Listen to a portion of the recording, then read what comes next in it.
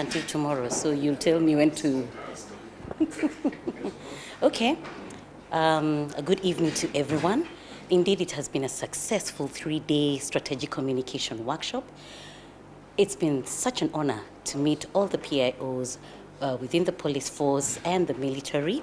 I want to begin with a quote from Kat Gillen, who says, "When you're green, you grow, but when you're ripe, you begin to rot." Basically, what that means, when you stop learning, you might ripen too fast and rot. So I want to thank ATMIS so much, mainly because they've encouraged the PIOs for a long time to keep learning. Hence, when they create such workshops, the PIOs get an opportunity to learn a lot and to grow.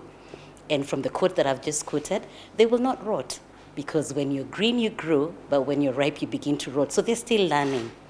During this workshop, we've covered a lot, from public engagements, stakeholder engagements, elements of news writing.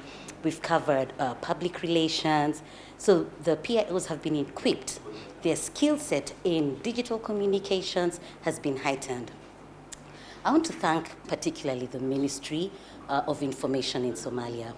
And I say this because usually when participants are taught theory, it's very difficult to retain this theory, but when you actually go to a place and you see it being done, it's easy for you to remember. So the Ministry of Information, when they invited ATMIS and the entire PIO team, it was such an honor to just see the studios, to see how they make news, to engage with them, to engage with their digital communication team, to engage with the heads of departments. That was really an honor to see the newspapers that they do.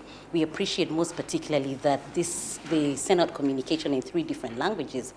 That way they are great partners to ATMIS. So most sincerely, I would like to thank them for partnering with ATMIS. For the PIOs, what would I say? You're well equipped now. You have learnt a lot.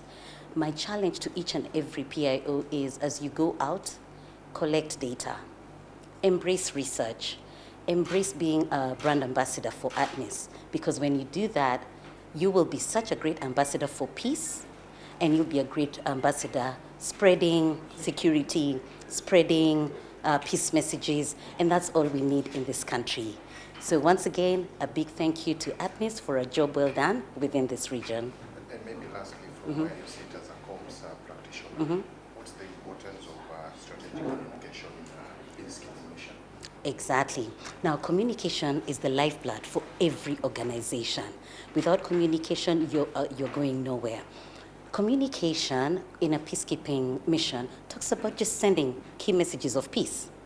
The way we communicate peace is entirely on communication. Communicating amongst yourselves horizontally and communicating to your stakeholders outside. The community in Somalia, the community outside Somalia needs to hear about communication. And during this workshop, I can tell you we've learned a lot of aspects on communication. That you cannot ignore key stakeholders. And I remember sharing with the participants that a stakeholder is somebody who's affected by ATMIS and somebody who affects ATMIS. So the task for each PIO is to come up with channels of communication that are well aligned to the key stakeholders. And once we do that, everything will be aligned well. And in public relations, we say it's all about reputation management and relationship management. So I want to believe with all the information, all the communication strategies and principles that have been taught to the PIOs during this workshop, they are now well aligned to put together proper strategies and tactics to push the mandate for ATMIS. Thank you so much. All right, thank you.